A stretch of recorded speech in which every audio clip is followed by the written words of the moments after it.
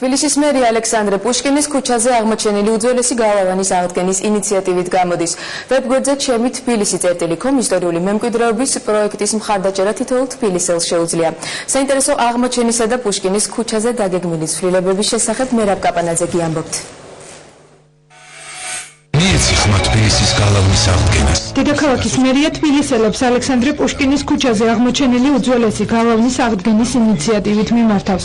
იდეის განსახორციელებლად 15,000 თბილისელის ხმა საჭირო. მსურველებს შეუძლიათ აზრი ვებგვერდზე www.ჩემი-თბილისი.com გამოხატონ.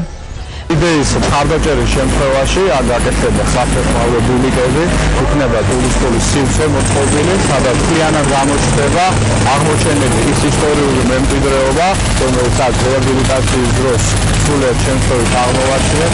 იმ შემთხვევაში თუ საზოგადოება მერიის იდეას მხარს დაუჭერს, პუშკინის ქუჩაზე საავტომობილო მოძრაობა ცალმხრივად ბარათაშვილის ქუჩიდან თავისუფლების მოედნის მიმართულებით შესაძლებელი გახდება.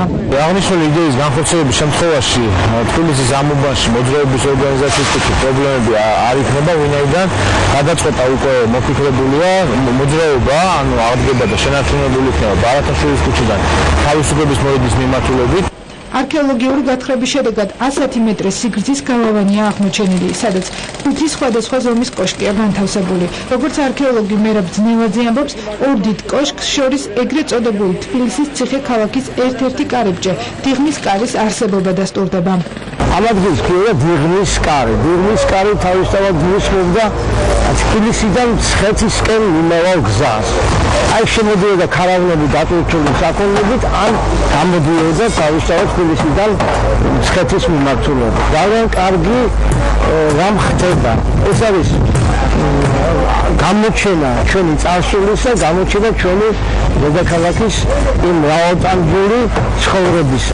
თბილისელების თქმით, არქეოლოგიური გათხრების დროს აღმოჩენილი ისტორიული გალავნის რეაბილიტაცია მნიშვნელოვანია და ის თბილისს უფრო მიმზიდველს გახდის, როგორც ადგილობრივი მოსახლეობისთვის, ისე ტურისტებისთვის. რაც მეტი არქეოლოგიური სიმდიდრე და ისტორიული ფაქტი, რომ ეს არის ძველი ქალაქი და ძველი ნანგრევები გამოჩნდება და ამიტომ მარტო ჩვენ ხალხს კი არა, იმ ტურისტებს, რომლებსაც ველოდები.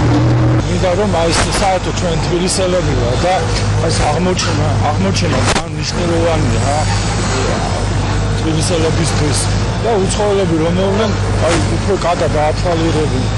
პუშკინის ქუჩაზე სარეაბილიტაციო სამუშაოების ჩატარების დროს მე-11-მე-12 საუკუნის ნაგებობები აღმოჩნდა, სადაც არქეოლოგიური გათხრები უწყვეტ რეჟიმში მიმდინარეობს.